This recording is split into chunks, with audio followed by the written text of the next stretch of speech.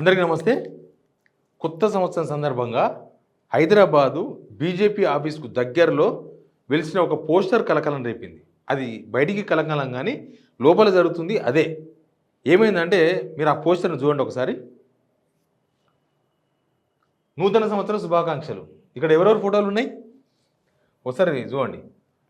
Modi photo, Kishan Reddy BJP president, Pavan Kalyan, Chandrababu Naidu, Lokesh, తర్వాత Sujana Chowdary, CM Ramesh photo. కొత్త సంవత్సరం కొత్తదనం అదే తెలుగువారి స్వప్నం. ఏం జరగబోతుంది తెలంగాణ పాలిటిక్స్లో ముందు జరగబోయే రాజకీయాలకు ఈ పోస్టర్ ఒక నాంది అని ఆ పోస్టర్ చూసిన వాళ్ళు బీజేపీ లీడర్లు కూడా చెప్తున్నారు.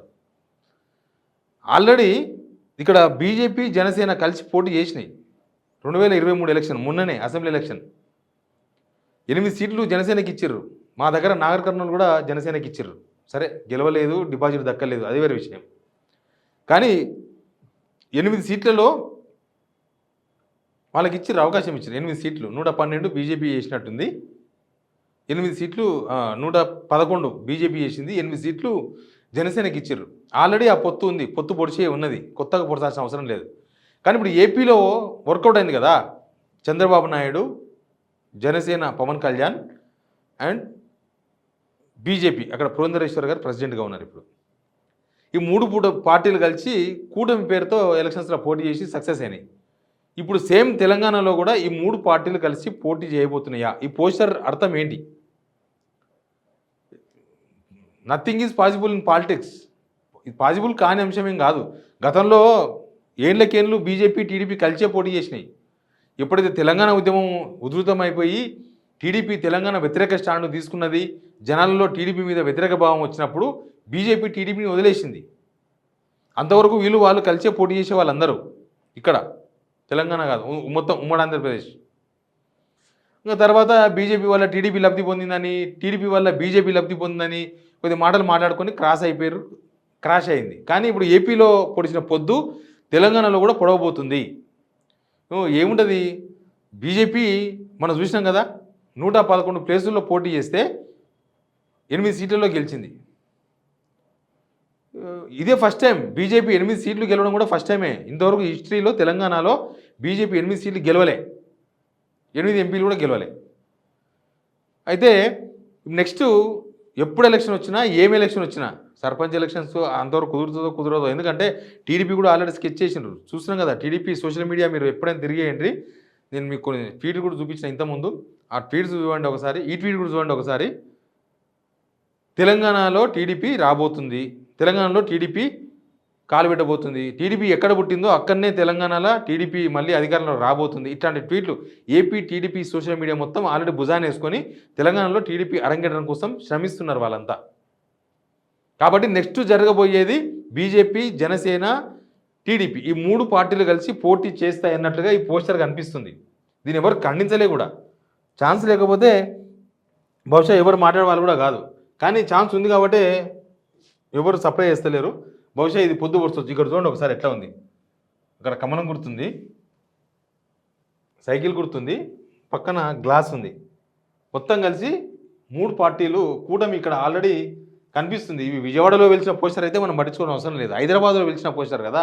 ఇట్లాంటి పోస్టర్ ఒక్క ప్లేస్లో కాదు, చాలా ప్లేసుల్లో ఉన్నాయి హైదరాబాద్లో ఈ పోస్టర్స్. కాబట్టి నెక్స్ట్ ఈ కూటమి ఇక్కడ రాబోతుంది అని. టీడీపీకి ఇవ్వచ్చు సీట్లు, ఏమున్నది? నేను చెప్పినట్లు 111లో వీళ్ళకి 8 సీట్లే వచ్చినాయి. చాలా ప్లేసుల్లో డిపాజిట్ పోయింది బీజేపీ, ఇక్కడ కూడా మళ్ళీ కూడా. కాబట్టి సెటిలర్స్ ఉండే ఏరియాలు, ముఖ్యంగా ఖమ్మం ఏరియా మొత్తం టీడీపీకి ఇవ్వచ్చు. ఆల్రెడీ ఒకవేళ అదే కనుక జరిగితే నాకు తెలిసి తుమ్మల నాగేశ్వరరావు లాంటి వాళ్ళంతా టీడీపీకి వెళ్ళిపోతారు.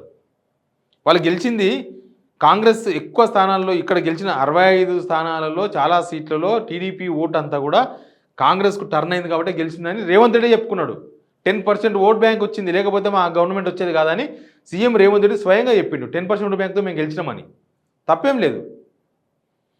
ఇప్పుడు ఏపీలో టీడీపీ గెలిస్తే తుమ్మల నాగేశ్వరరావు టీడీపీ ఆఫీస్కి పోయి సంబరాలు చేస్తున్నాడు ఖమ్మంలో. అసలు ఎలక్షన్స్ అప్పుడైతే టీడీపీ జెండాలు కట్టుకొని తిరిగిండు తుమ్మల నాగేశ్వరరావు.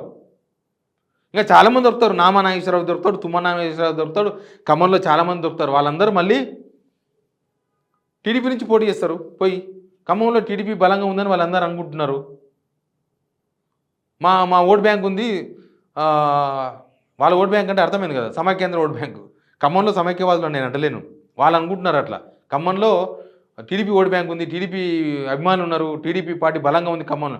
అసలు మొన్న ఎలక్షన్స్లో టీడీపీ పోటీ చేసేది ఉండే, రేవంత్ రిక్వెస్ట్ మేరకే టీడీపీ ఇక్కడ పోటీ చేయలేదు, ప్యాకప్ చేసిండ్రు అనేది పెద్ద చర్చ ఉంది. రేవంత్ రెడ్డి మీరు కూడా పోటీ చేస్తే ఓట్లు చీలిపోతే మాకు ప్రమాదం ఉంది, మీరు చేయొద్దంటే ఆగినట్టు చంద్రబాబు నాయుడు. వీళ్ళందరూ ఒకటే వ్యవహారం. ఇంకా రేవంత్ రెడ్డి ఎటు పోతాడు, మళ్ళీ రేవంత్ రెడ్డి కాంగ్రెస్లో ఉంటే వీళ్ళు సపరేట్ కూటమి పెడతారా అంటే, పొద్దుతిరుగుడు పువ్వులు ఎక్కడైనా తిరుగుతాయి, ఎక్కడైనా పూస్తాయి. పొద్దు ఎక్కడ ఉంటే అక్కడ తిరుగుతూ ఉన్నాయి, పువ్వులు చాలా ఉన్నాయి తెలంగాణలో. ఇక మన హైదరాబాద్లో మొత్తం 24 కాన్స్టిట్యున్సీల్లో కనీసం ఒక 7-8 కాన్స్టిట్యున్సీలు టీడీపీ బలంగా ఉంది, లేకపోతే టీడీపీ ఓటర్లు ఉన్నారు, సెటిలర్స్ ఉన్నారు, వాళ్ళంతా మా వాళ్ళే అనుకొని టీడీపీ వాళ్ళు అనుకుంటున్నారు. బీజేపీ కూడా అదే అనుకుంటుంది, మనం టీడీపీతో మంచిగుంటే మనకు ఈ ఓట్ బ్యాంక్ అంత వస్తుంది, రేపు జిహెచ్ఎంసీ ఎలక్షన్స్ వస్తాయి ఒక సంవత్సరం తర్వాత, అక్కడ కూడా మనకు ఫలిస్తుంది అనుకుంటున్నారు. అందుకే ఇట్లాంటి ఈ పని అంతా చేసేది దానికోసమే. నెక్స్ట్ తెలంగాణలో ఈ కూటమి రాబోతుంది అని సిమ్టమ్స్ ఇస్తున్నారు వాళ్ళు, బీజేపీ, జనసేన, టీడీపీ.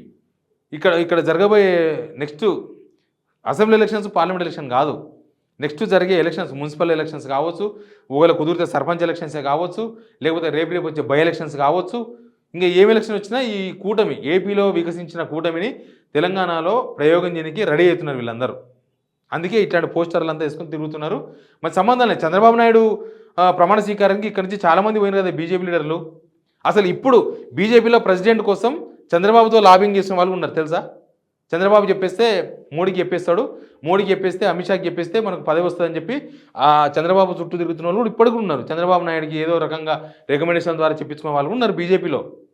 కాబట్టి నెక్స్ట్ రాజకీయాలు ఈ దిశగా పోలేవు అని మనమేం మనం దానిలో అనుమానం వ్యక్తం అవసరం లేదు. ఖచ్చితంగా పోయే అవకాశాలు ఎక్కువగా కనిపిస్తున్నాయి.